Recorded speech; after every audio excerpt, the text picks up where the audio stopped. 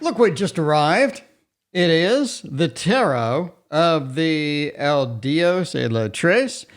And yeah, I butchered that. But yeah, it just arrived.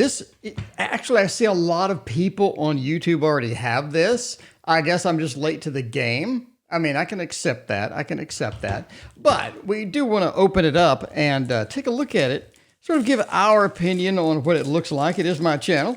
So check it out and do that. I did pre-order this from Llewellyn with rushed shipping, and I literally got it yesterday. So we'll see. We'll see. I'm not sure why I got it so late, but that's the way it goes. Oh, very rarely do you see a book jammed in between the cards. I can't remember the last time I've ever seen a book jammed in between the cards. I'm going to admit now. Anyway, in case you want to see the back of the cards, there you go.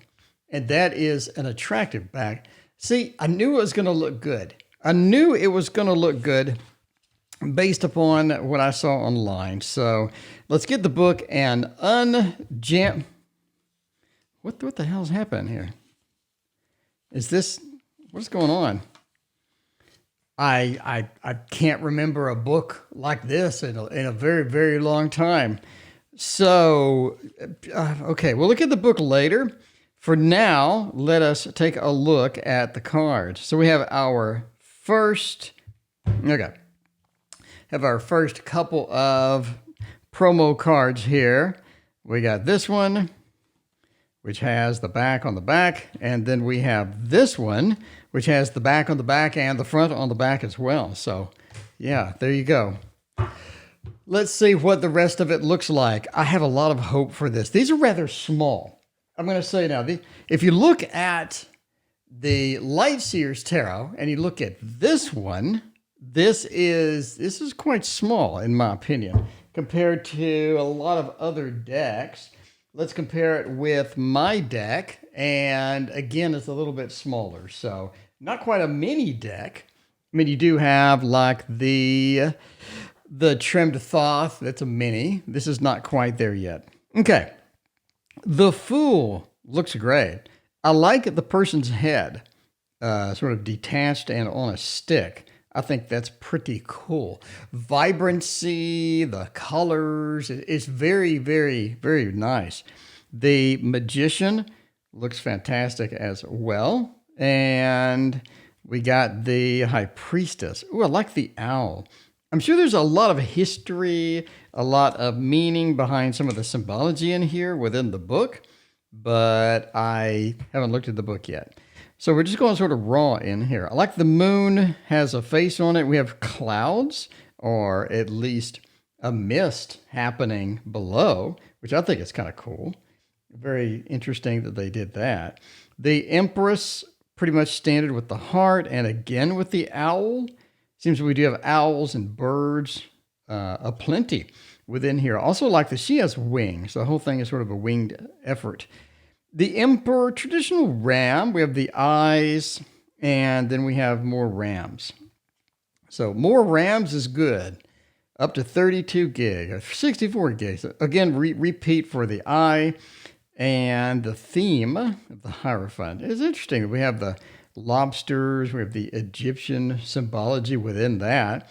And again, with the owl and the birds being sort of the angel, kind of replacing the angel, whatnot. And what do we got there?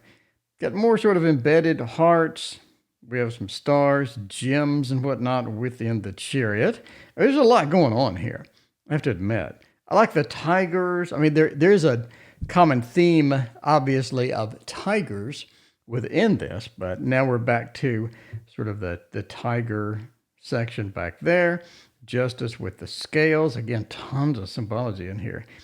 A little bit of the elephant with more lobsters sort of crawling out there. Little crustacean action. It's sort of cool looking stars coming out of the lamp. We have the wheel. We have a lot of symbology within there. Hand, keys, we have hearts, lightning, etc. Then we have a snake with the lady's head and more birds. So a lot of more in dice. We have dice. So again, with sort of the lion feel here, along with, I guess, is that a double-headed? Oh, no, it's just his foot. Okay, so we're a lion riding a lion with a lion on top. Definitely that Leo feel with strength, as it should be. And then we have the hanged man with the skull. Interesting as well. Another skull, more eyes, death. We have a lot more skulls. And then temperance. We have just a mixture going on here. Snails. Again, a lot of symbology. I mean, there's a lot to go on here if you're doing a reading. The devil. It's interesting that we have I guess it's a deer. Kind of fun. We have the tower. Tower is pretty traditional here. Do you have snakes at the bottom? I mean, a bit overuse on the dice, the snakes, the lions, the tigers, the star, again with the eye, a bit overuse on the eye as well. But it is dynamic. This is one of the decks where I'd love a borderless jumbo cards. You know, borderless jumbo cards would have really done it right. Would have really done it for me. Charge me extra. I'm good. Only paid $20 for this. Charge me extra, but jumbo, vibrant, pretty colors, borderless would have really did this right. This is still a good deck. I just think it's kind of small. The sun, more eyes, more skulls, and judgment. Lots more skulls. And the elephant. So here we are with the tiger again with the world and the skulls. With the necklace. Interesting. And then the tiger's back for the ace of pentacles. More eyes and whatnot. So yeah, a lot of reuse of this stuff, right? We got the cat with the funky looking eyes with a big eye on top. Kind of getting repetitive, I gotta say. Yeah, now we're getting really repetitive. We're getting really repetitive here. But that's all right. It's only $20. It's not like you spent $100 on a Kickstarter tarot. So more skulls, more snakes. We have a ram. We have more ram. And the star is back. We have a bull for the Six of Pentacles. Yeah. More eyes, coins. Seven of Pentacles. Not so much. Beetles. And a snake and an octopus and a skull and more eyes. Yeah. Really getting repetitive here. Man, the colors are suffering too. Just the vibrancy of the colors is kind of suffering once we sort of in the majors, once we're deep in the majors. It's like they didn't get the feel, deep in the minors. Like they didn't get the feel of the majors and sort of bring it in. So now it's just almost just random stuff at this point. Let's jam a tree. Let's jam some birds. It's like it doesn't have much meaning. The Nine of Pentacles and the Ten of Pentacles. If you remove the title, other than counting the pentacles, I wouldn't know what it is. So a lot of the meaning is just kind of lost in the minors, in my opinion. The Knave of Pentacles, at least you have sort of representative of a person here. The Knight, we have representative of a unicorn, which is going to suffice for the horse, I guess. And the Queen, again, just sort of repeat. A lot of repetition, a lot of repeat images. I mean, this one looks kind of like that one. I mean, again, if you removed the titles from both of these, I wouldn't know which is which. I'd be like, I don't know. Maybe that's the Queen. I'm not really sure. So yeah, I think it's just overuse of the same symbology. I like this Ace of Cups. That looks pretty cool. I like that. That is very vibrant. I just wish the majors stuff sort of replicated in. So we have like a darker blue with fish with the Two of Cups. Again, sort of, non-illustrated minor is a non-illustrated minor, but it does look good with the illustration. But again, overuse of the the devil theme, the bug theme, butterfly, eye, etc. And, you know, so here we go again, more skulls, another butterfly, another star, more hearts, insert. Let's just jam all of these into the cards. Sort of the same way with the, I'm not sure what that is. That's a ram. That doesn't look like a ram. I don't know what that is. And, you know, back to the base symbology. Then we have the crab. We have a kitty. Hello Kitty with a snake. Sure. Sounds good. Hello Kitty with a snake always works. More bugs. More, let's see, get the 9.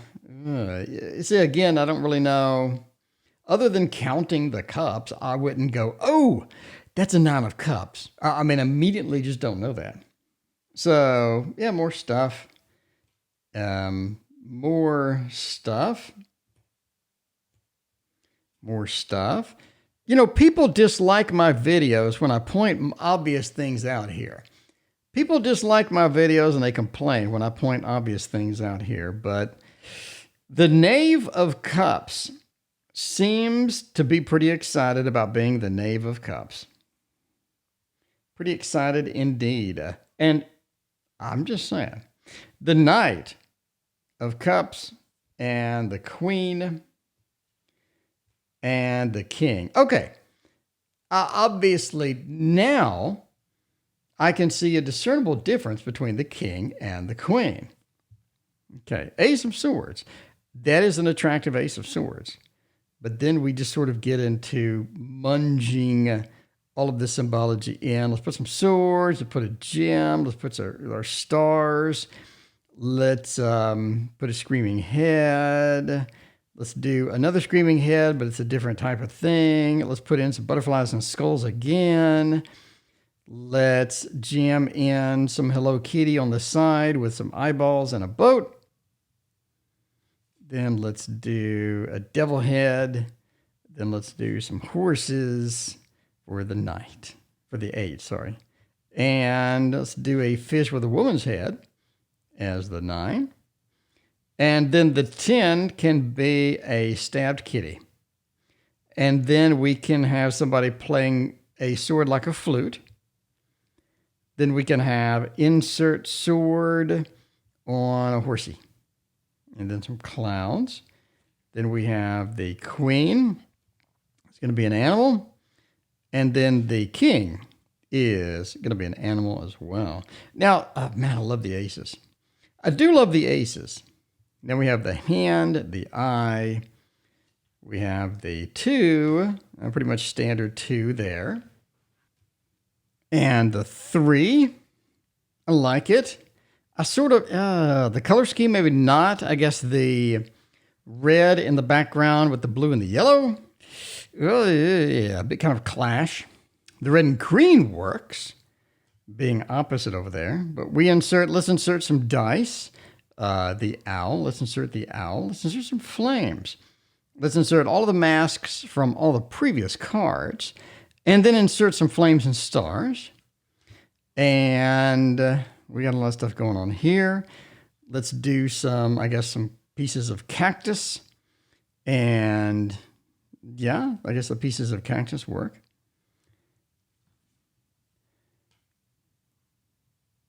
And we can introduce some tigers. And then the cacti being, I guess, the wands. Then we can insert a dude living in a sock with a lightning bolt. Let's put the lightning bolt on the sock. Let's have the head look like a ram. And holding a skull. We got to introduce a skull. Got to introduce them stars, some flames. Need to introduce that particular star once again. Let's just put it in Photoshop and jam it on there. Let's get horsey. And put the star. Let's Photoshop that star in, that star in. Let's put the flames in from the other cards. Let's put the wands, the cactus in from the other cards. Let's use the star again here, and let's put it here too to fill up some space. Put the flames. We need some skulls again. Put some vines and flowers Then finally, let's reuse the stars again. Here, put all the little stars, Photoshop them over here. Let's use the big star over here too. Let's use all the flames that we used for every other freaking card. The exact same pattern of flames we used for every other card. And then let's put the vines that we used for most of the other cards as well. So we can reuse, we can go into Photoshop and basically reuse all of the elements from the previous card and then just change the middle out a little bit. I think that's the plan. That is indeed going to be the plan, and I think it is going to work out great. So, yeah. Anyway, I mean, you can tell I'm not like super impressed with this particular deck. I'm going to read with it and see how it reads.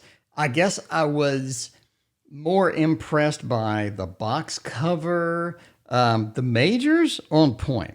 The majors were absolutely on point. We have a lot of cool stuff with the majors. And then as we get into the minors, we just sort of started reusing things. I mean, just look how different that is versus that. I mean, see these two cards here, that is dynamic, that is beautiful, it has a lot of cool stuff. But then we sort of just relaxed in the minors and started photoshopping, copy pasting from Photoshop. In my opinion, of course. So overall, I'm mixed. Let me know what you think, though. Thank you for watching. We'll see you next time.